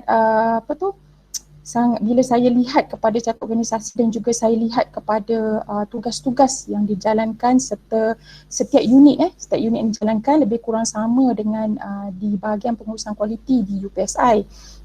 Salah satu daripadanya adalah di unit jaminan kualiti dalaman dan juga unit sistem kualiti dan kecemerlangan operasi dan juga unit kreatif dan inovasi.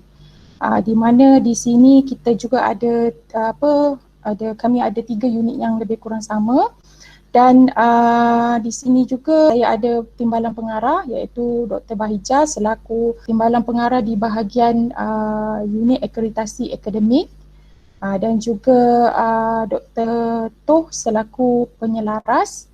Saya ada seorang timbalan pengarah dan seorang penyelaras iaitu Dr. Toh. Dr. Toh ada kan di sini?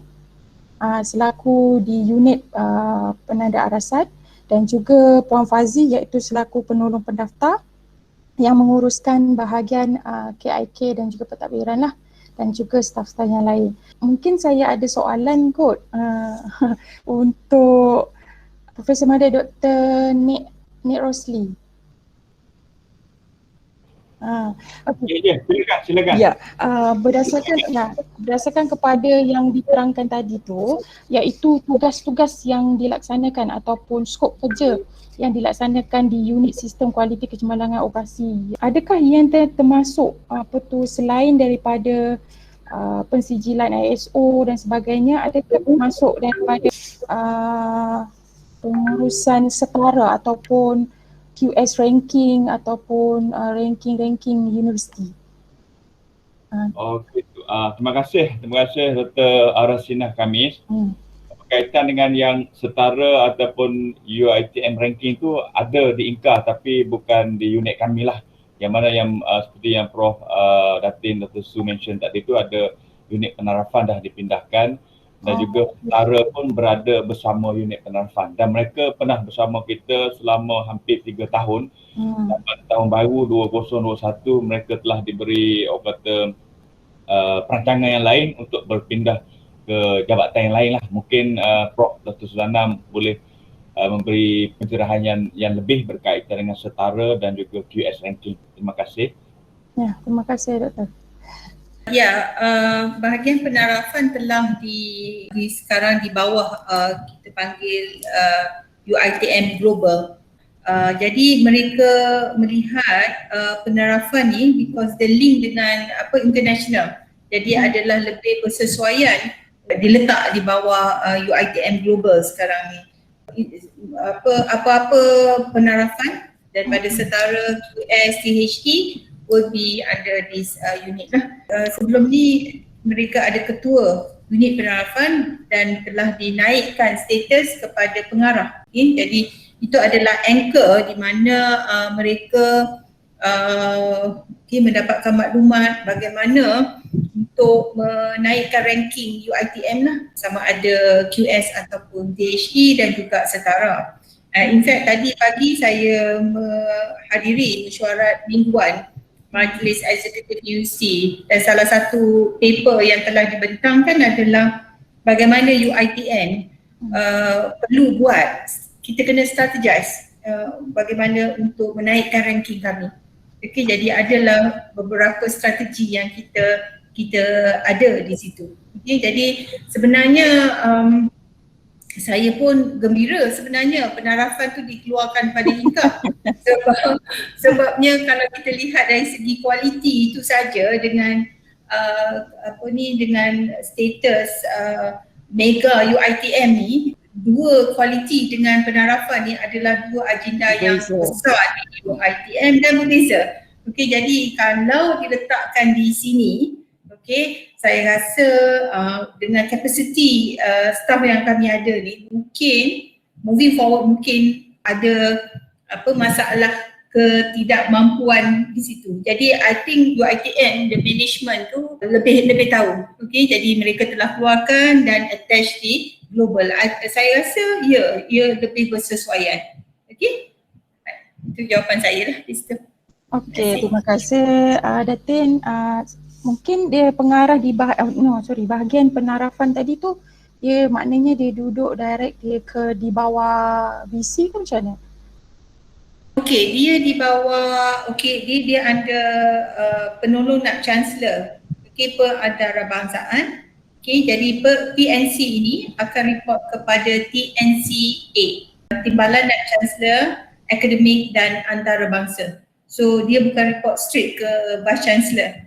Okey, jadi melalui TNCA, okey, yang menjaga akademik. Di UiTM, Timbalan Nak Chancellor, Akademik plus antarabangsa. Okay, that's why dia perlu report kepada TNC. Okay, tetapi macam Inka ni is quality, dia tidak falls in any TNC, jadi report terus ke Vice Chancellor. So itu adalah struktur dia, governance dia. Okey, terima kasih Prof. Datin sebab bila saya lihat kepada beberapa universiti yang lain, ada yang menguruskan bahagian kualiti mereka, menguruskan berkenaan dengan setara dan ranking dan sebagainya. Tapi maksudnya samalah, kami pun tidak menguruskan setara dan juga ranking universiti dan sebagainya lah.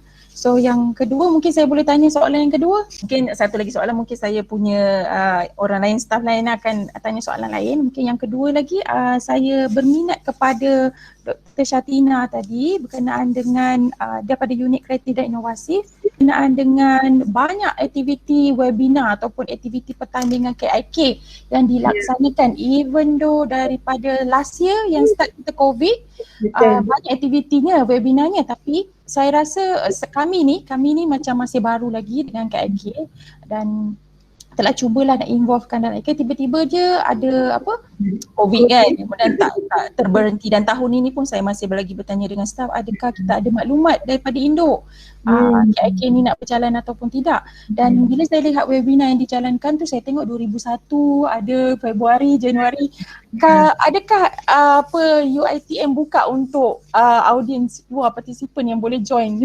webinar tu? Setakat ni kita buka kepada UiTM lah, tapi kita since ni adalah platform Zoom kan.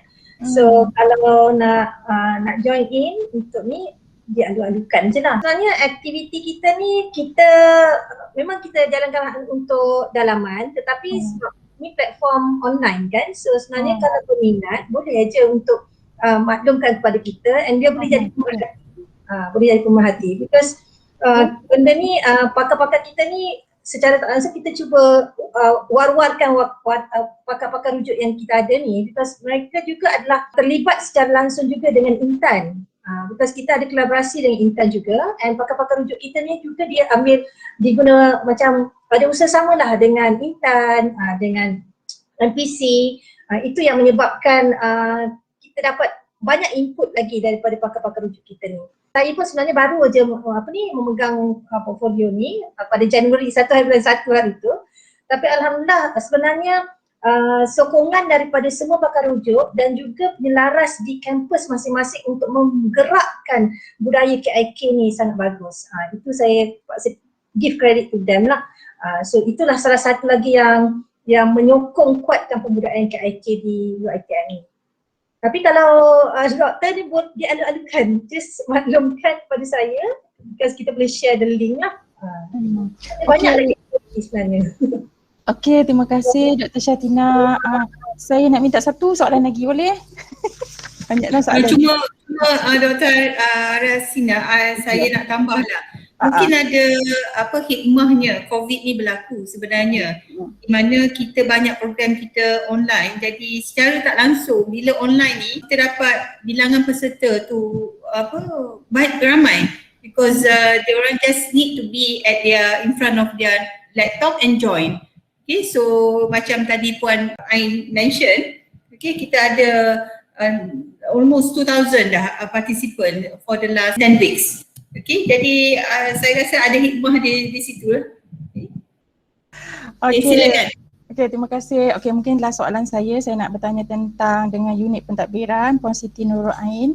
Saya lihat banyak aktiviti yang dilaksanakan daripada graf tadi kan. Bermakna daripada tahun ini pun dah banyak aktiviti yang mana di dalam buku UiTM Global tadi kan.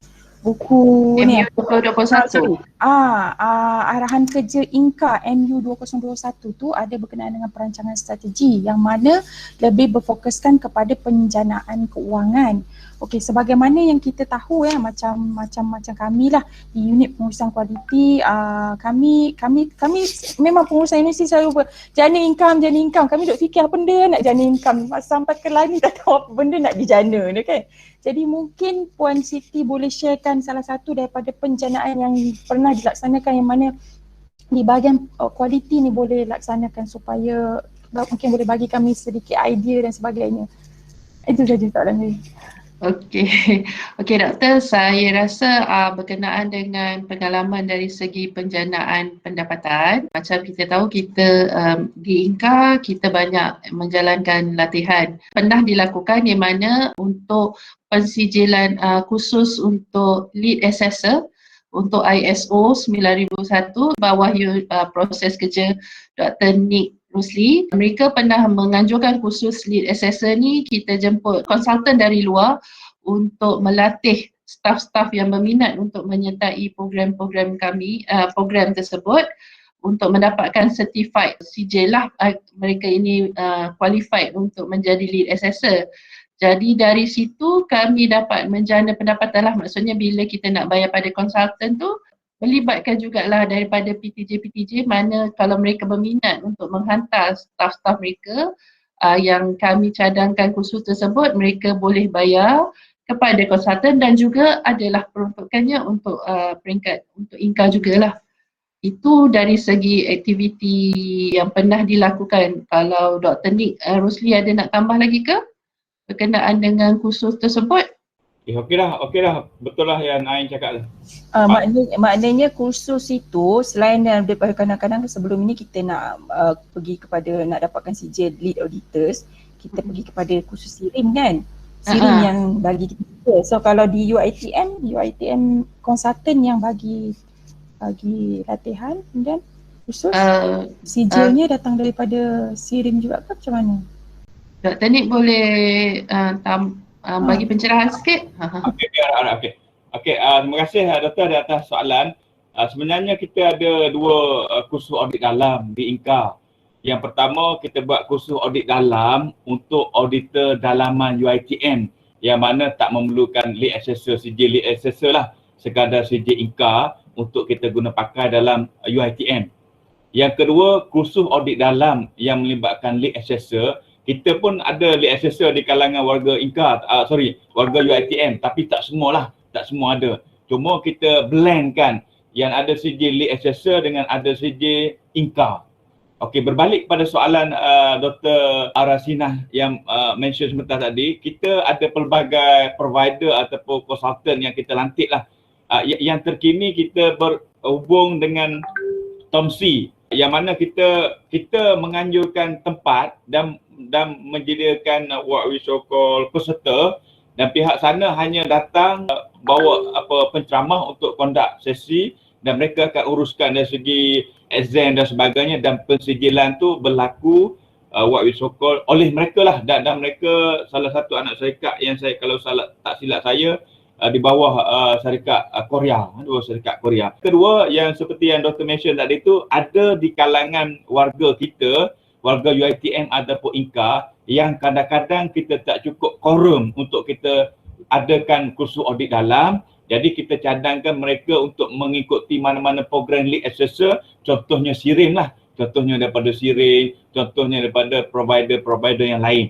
Jadi kita ada dua version lah, cuma bila mana kita berkomunikasi dengan konsultan ataupun TOMSI ataupun SIRIM, kita jimatlah sikit, kita buat contohnya 30 orang, dia akan ambil kos dengan kita lebih kurangnya katalah 30,000 ataupun 40,000. Tapi kalau kita buat direct seorang kita register bersama SIRIM, mungkin dia melibatkan 3,500 ataupun 4,200. Jadi 4,200 kita darat dengan 40 orang, jadi nilai dia tu menghampiri 60-70k lah. Tapi kalau kita anjurkan kita dapat 40k sahaja. Okey, terima kasih. Okey, terima kasih atas penerangan tadi. Jelaslah juga Puan Nurul Ain. Terima kasih dan Dr. Nick. Mungkin ada soalan lain daripada ahli BPQ. Assalamualaikum, saya Mbak Hijab dan saya pegang portfolio untuk program akademik lah. Jadi soalan kepada Dr. Azizah lah. Tak bertanya juga bagaimana sebenarnya UiTM melakukan pemantauan terhadap program-program akademik lah. Maksudnya kalau kita ada semakan dalam 5 tahun, dalam tempoh sebelum 5 tahun tu, agaknya bagaimana UiTM melaksanakan pemantauan terhadap kualiti program akademik yang ditawarkan. Semakan kurikulum mungkin berlaku dalam kurikulum 5 tahun. Sebelum tu maksudnya sebagai satu proses penambahbaikan kualiti berterusan, so apa yang UiTM buat lah, maksudnya sementara kita nak menunggu tempoh semakan tu kan. Sebenarnya kalau ikutkan, saya ni adalah mini MQA. Saya memang totally fokus kepada penilaian akreditasi. Tetapi kalau berkaitan dengan semakan kurikulum, maksudnya berkaitan dengan pemantauan terhadap program-program akademik ini adalah dijalankan oleh unit hal ehwal kurikulum. Jadi setiap semester kita ada prosesnya begini. Bila kita mula semester, kita ada resource person dan kita ada entrance exit survey untuk setiap kursus tu. Kemudian bila akhir semester, kita akan kumpulkan segala maklumat untuk setiap kursus yang kita panggil CDL, closing the loop for the purpose of continuous improvement. Okey, yang ini report-report ni perlu dihantar kepada, sekarang kita hantar kepada bahagian penilaian dan pentaksiran.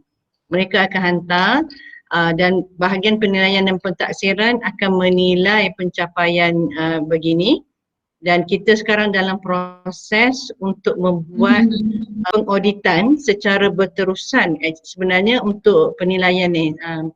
Jadi pihak bahagian penilaian dan pentaksiran yang akan buat yang tu. Untuk penambahbaikan sebenarnya kita galakkan kita punya resource person tadi untuk melakukan penambahbaikan setiap semester.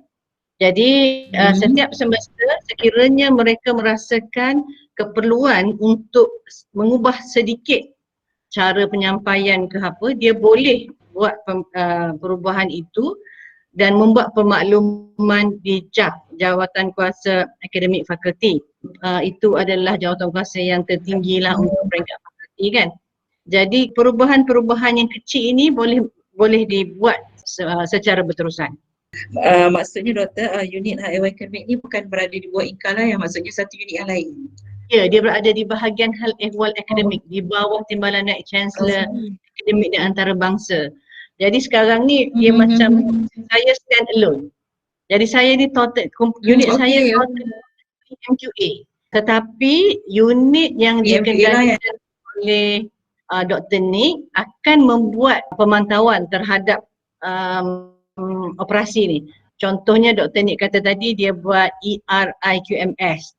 So ERIQMS inilah yang akan mengenal pasti sama ada sebarang penambahbaikan terhadap prosedur-prosedur ataupun sama ada dia patuh atau tidak dengan prosedur universiti dan dasar universiti lah. Unit SKKO yang akan buat pemantauan tu.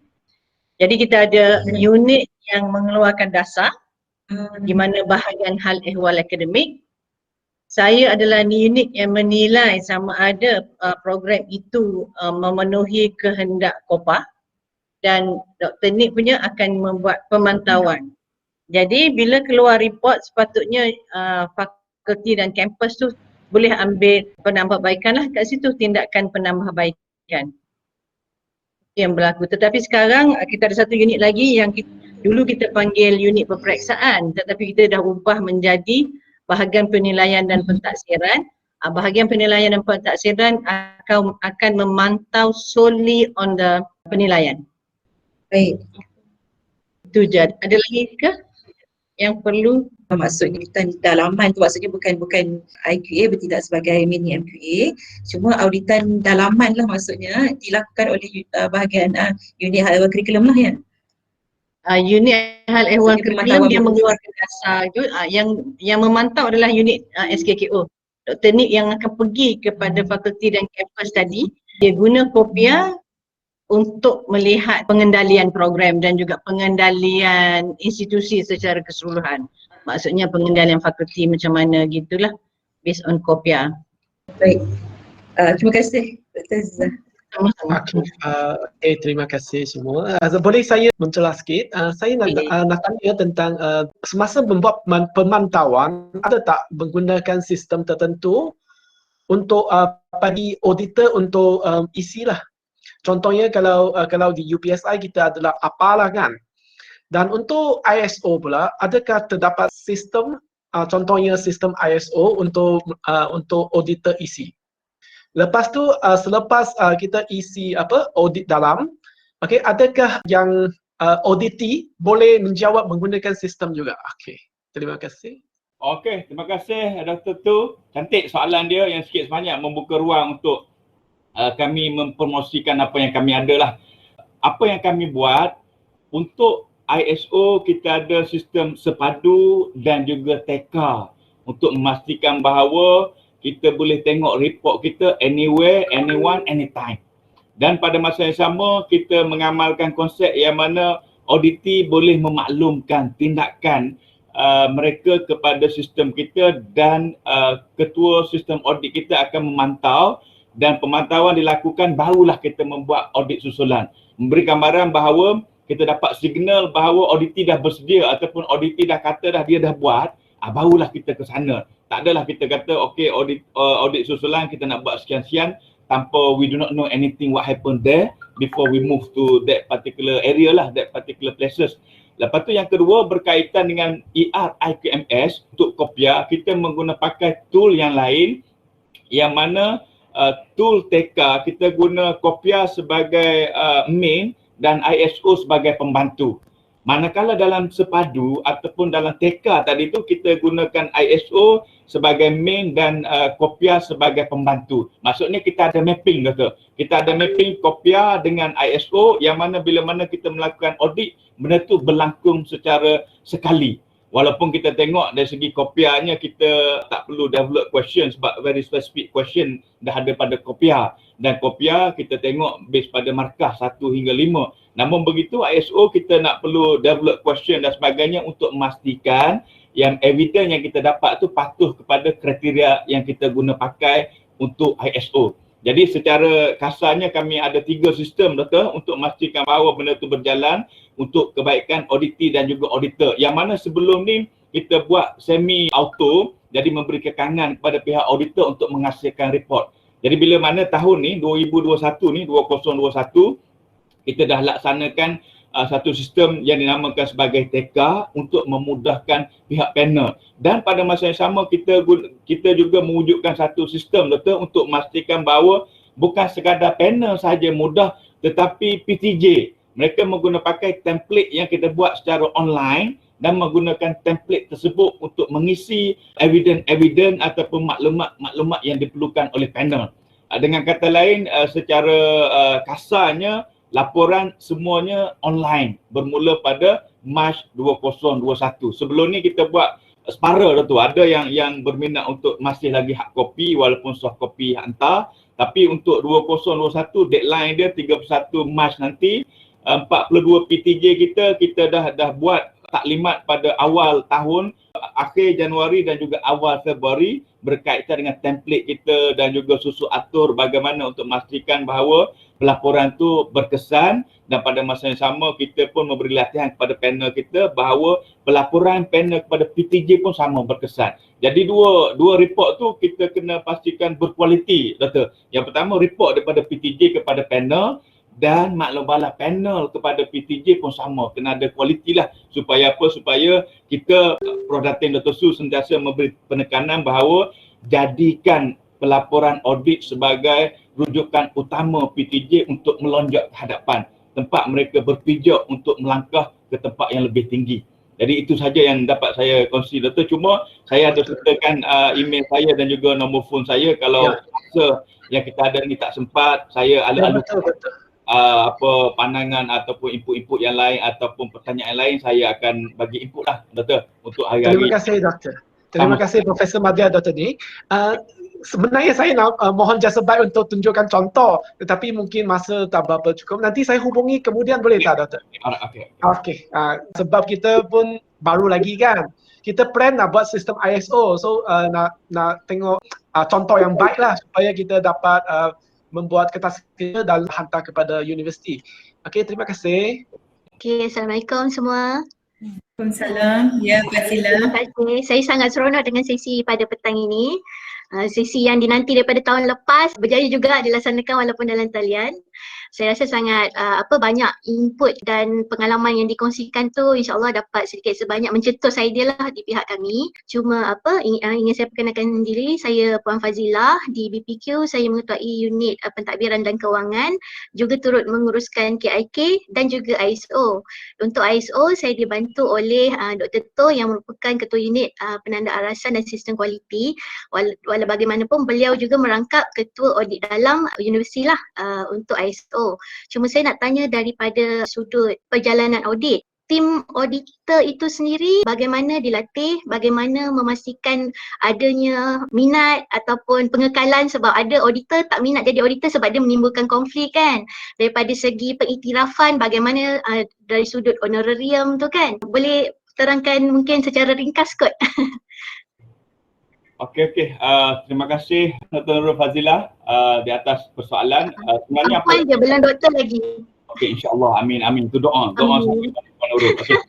Jadi berbalik kepada auditor dalaman, untuk kita ada dua Dr. Nurul dan juga Dr. Tu.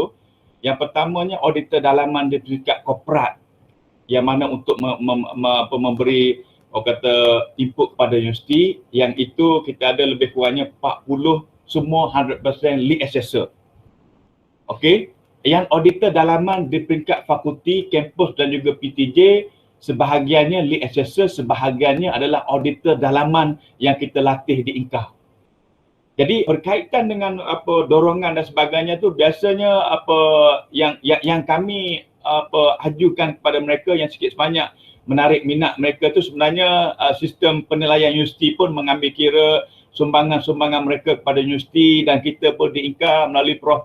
Datin Dr. Su pun selalu mengingatkan kita bahawa kita bila mana kita jemput orang, at least kita beri surat penghargaan kepada mereka untuk memastikan bahawa mereka boleh guna benda tu untuk kenaikan pangkat contohnya, ataupun untuk SKT tahunan dan sebagainya. Dan yang kedua, kami pun ada beri sedikit honorarium lah, tapi bukan banyak lah, hanya sekadar RM100 kepada auditor dalaman kita yang sikit sebanyak sebagai sagu hati untuk mendorong mereka atas nak raikan mereka bantu kita. Jadi secara kasarnya untuk makluman Puan Nurul dan juga Dr. Tu, kita melatih, katalah kita latih 40 ataupun 50, latihan asal kita sebenarnya bukan hanya tumpu pada auditor. Kita pun melatih auditor pada masa yang sama, walaupun dia tak jadi auditor tetapi dia akan menjadi auditi yang terhebat, auditi yang berkesan kepada proses pengauditan yang berlaku di fakulti, kampus dan juga universiti.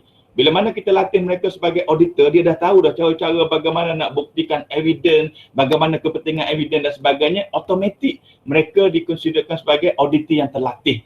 Jadi berbalik kepada soalan tadi tu, sikit sebanyak yang paling penting Puan Nurul dan juga Dr. Chu, iaitu yang kami pun ada benda yang sama, cuma apa yang kami buat yang ini kita contohnya kalau kita tengok tadi IR kami tu 42 PTJ, kami ada takungan kami 140 auditor ataupun panel penilai. Jadi kebarangkalian yang nak terlibat tu, kalau tak nak terlibat pun kami masih lagi ada tenaga kerja lah, masih lagi ada orang yang nak membantu. Kalau dalam 140 tu tak nak membantu. Jadi kami walaupun di peringkat awalnya tak nampak benda tu berlaku, tapi kami dah jangka kalau risiko tu berlaku, katalah kita nak 10 auditor, tapi kita akan latih 50 auditor. Dan 50 tu kita akan masukkan dalam takungan kita, dan kita akan senantiasa adakan perbincangan, maklum balas dan sebagainya. Contohnya pada 25 Mac nanti, besok kita akan ada bengkel bersama auditor seramai 140 dan juga auditor di fakulti untuk memastikan bahawa pelaporan yang dihasilkan itu sebagai suatu tool yang digunakan pakai oleh PTJ untuk membuat penambahbaikan. Jadi betapa pentingnya kita nak melatih auditor kita supaya melahirkan laporan yang berkualiti, dan dengan laporan tersebut memberi kemudahan kepada PTJ untuk melangkah ke hadapan. Jadi moral of the story Puan Nurul dan juga Dr. Chu, kalau kita nak 20, kita akan latih 50 ataupun 60. That's it. Saya rasa itu saja yang dapat kami kongsikanlah. Terima kasih. Mungkin saya boleh cadangkan Puan Nurul dan Dr. To, mungkin UPSI boleh jemput PM Dr. Nick Rosli dan dia punya tim membagi workshop ke? Okey, jadi di mana mungkin Dr. Nick and team can share sistem yang dibangunkan, yang digunakan. Okey? Boleh. Kita mesti jemput sama terdekat. Ya, okey. Okey, terima kasih Prof. Datin. Kalau saya sempat menyelit satu lagi soalan ya. Rayuan. Okey, berkenaan KIK, sebelum ni saya pernah berjumpa dengan Dr. Hanisah kan, penyelaras yang sebelum ni ya. Okey, dan saya difahamkan UiTM ni antara yang terawal orang kata incorporate KIK Horizon baru dalam KIK yang biasa. Dan bila KIK Horizon baru di UiTM ini, dia mampu menggabungkan inovasi di kalangan academician dengan inovasi pengurusan. Jadi bagaimana perkara tu boleh dibuat, sedangkan di peringkat kami ni nak menjelaskan bahawa inovasi ni untuk semua cukup sukar. Okey, terima kasih Puan Nurul. Itu yang kita jalankan aktiviti-aktiviti tu. Untuk semasa perancangan strategik melalui MU yang 2021 tu, kita telah rancangkan apakah aktiviti-aktiviti yang akan dijalankan, dan aktiviti-aktiviti tu kita war-warkan di awal tahun. So pada awal tahun saya akan mewar-warkan kepada semua pakar rujuk dan juga kepada penyelaras. Kita adakan mesyuarat dan di situ kita nyatakan apakah aktiviti-aktiviti yang akan kita sampaikan pada tahun berkenaan. Okey, mengenai horizon baru, because memang nampak macam susah kan. Sebab dulu bila kita fokuskan kepada PDCA, cuma satu kumpulan kecil, kelompok kecil je yang fokus kepada aktiviti mereka. Tetapi dengan horizon baru, kita incorporatekan daripada semua warga UiTM. So kita tak spesifikkan kepada ini hanya untuk non-akademik, ini akademik. Tak, kita buka kepada semua. So kita secara pembudayaannya, kita nyatakan KIK ni bukannya hanya untuk non-akademik tetapi KIK ataupun akademik, tetapi KIK ni adalah meliputi semua warga UiTM.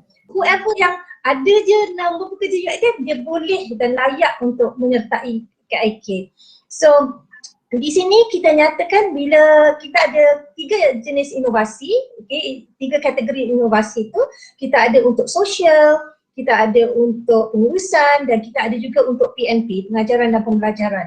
So mungkin untuk pengajaran dan pembelajaran mungkin ramai ke arah pensyarah akademik yang join, tetapi ada juga dalam pengajaran dan pembelajaran yang mana melibatkan makmal.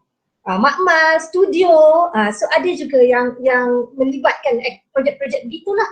So sharing what happened last year untuk COVID, because of kita tengok pada norma baru, so kebanyakannya beralih ke arah platform.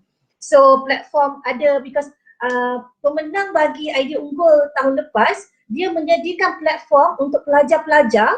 Okay, bagaimana kalau pelajar-pelajar berada di rumah masing-masing kan, macam mana nak tahu apakah maklumat terkini, and dia mencipta satu platform, and platform tu memang menyatakan perkara-perkara yang benar je lah. So one source tapi banyak info di situ. So benda tu pun salah satu projek daripada KIK. Sama juga dengan projek e-club kami di UiTM. Dijalankan mula-mula hasil daripada projek KIK di UiTM Penang. Dia jalan untuk small untuk UiTM Penang sahaja, lepas tu disebarluaskan untuk digunakan pada keseluruhan sistem UiTM. So itu pun salah satu projek KIK juga. So kita boleh lihat benda tu tak semestinya macam kita jadikan aktiviti KIK ni sebagai satu aktiviti yang menyeronokkan.